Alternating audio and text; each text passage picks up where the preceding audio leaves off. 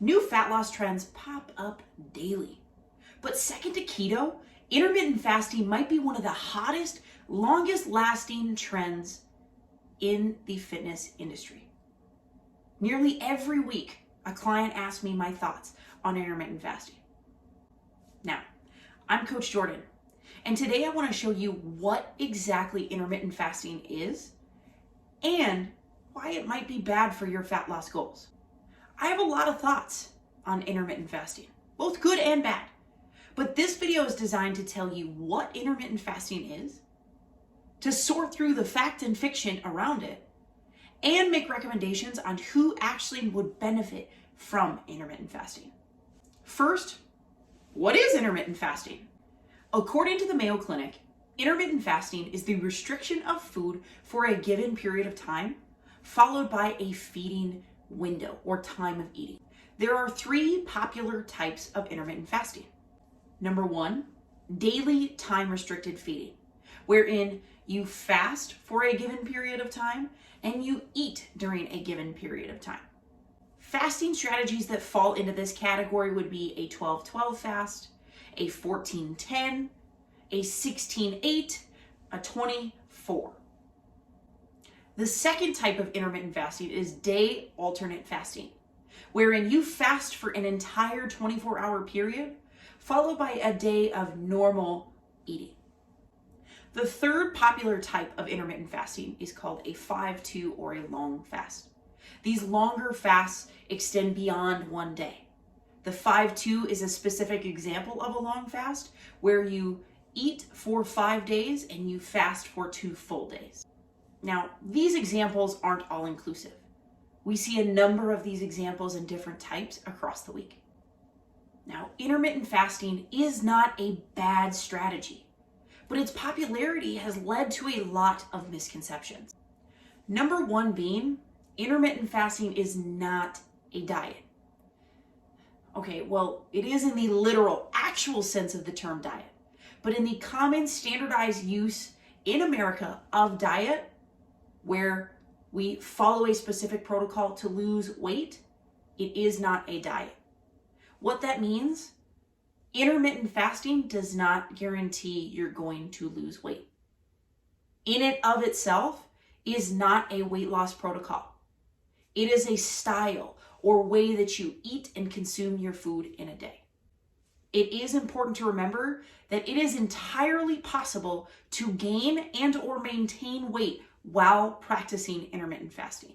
A second common misconception is that intermittent fasting leads to weight loss. Intermittent fasting speaks to the time you eat, not what you eat, not how much you eat, but the time. If you're eating in a calorie deficit during your feeding window, the time of day where you eat, you will see a trend downwards on the scale. But if you're eating in a caloric surplus or at calorie maintenance, your weight will increase with a gain, maintain with maintenance. A third misconception is that intermittent fasting is suitable for anyone. Many who start think it's the answer to their snacking or their binge eating. But in reality, this might be the reason you find yourself wanting to and craving the snacks and the binge behaviors. There are a few populations wherein intermittent fasting is an excellent strategy, and I'll share those with you coming up. Another misconception is that it means you can eat whatever you want. Low quality, highly processed food doesn't help the weight loss. That food doesn't magically become healthy because you eat it in your feeding window and don't eat it in your fasting window. Calories are still calories, and a calorie deficit is still required for fat loss. People also commonly think that intermittent fasting means that you just skip breakfast. In all reality, intermittent fasting can mean the absence of any meal. Breakfast is most common because people find it's the most difficult meal to get in. They get up late, they're moving around, they're trying to hustle and get out the door. Breakfast is an easy pass. You could skip dinner, eat a breakfast and a lunch. There are shift workers who really benefit from eating a meal before they start their shift fasting through the entirety of their 8, 10, 12-hour shift, and eating a meal to follow. You don't have to skip breakfast to practice intermittent fasting. Now, let's not forget the never-ending debate on what does and does not break a fast. Does coffee do it? Does your creamer do it? Does water do it? We may never know. Despite its misconceptions, intermittent fasting has been shown to improve a number of health metrics within the body.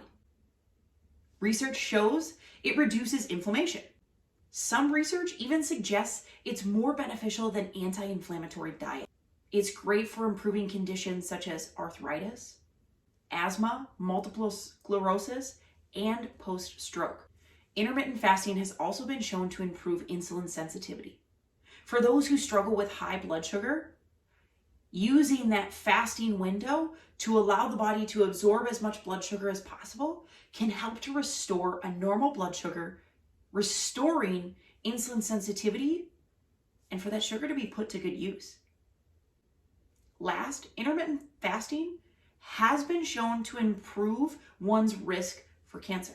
While additional research is necessary, evidence suggests that the reduction in inflammation, the use of sugar within the body, can improve one's risk for developing cancer. Let's talk intermittent fasting and fat loss. That is the real reason you're here. Look, I'd love to tell you that you go start practicing intermittent fasting and that fat is just gonna fly off your body. Unfortunately, that's just not the case. Like I said before, intermittent fasting strictly speaks to the time that you eat, not what or how much. That means you can crush your fast feed windows and still eat hundreds or thousands of calories over your caloric goal, and that won't help you lose weight. If intermittent fasting is right for you, you still have to follow a caloric deficit.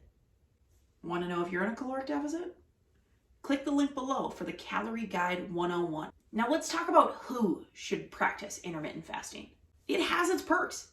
There are populations of people that it's really great for, but it also has populations who should avoid it if at all possible.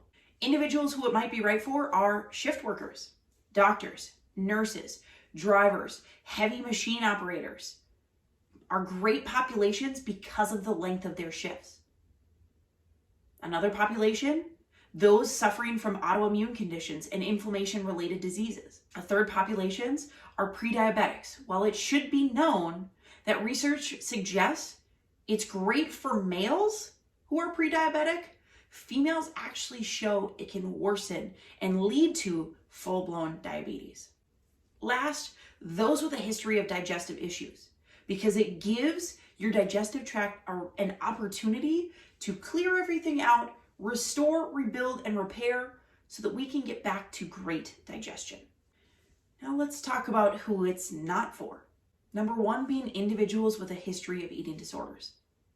The restricted time around eating can be triggering for a number of people who have or feel that they've experienced disordered eating. Second population, children and teens.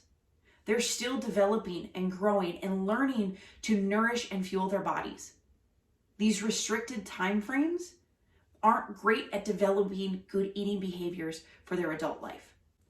Third, pregnant or recently postpartum women. Your body's doing a lot of work to support your baby.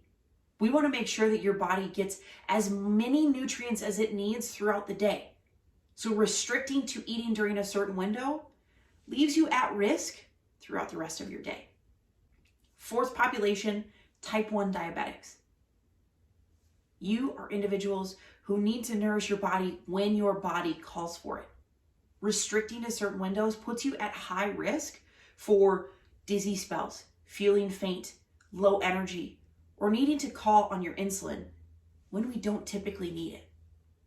Last but not least, individuals who think it's a quick way to lose weight.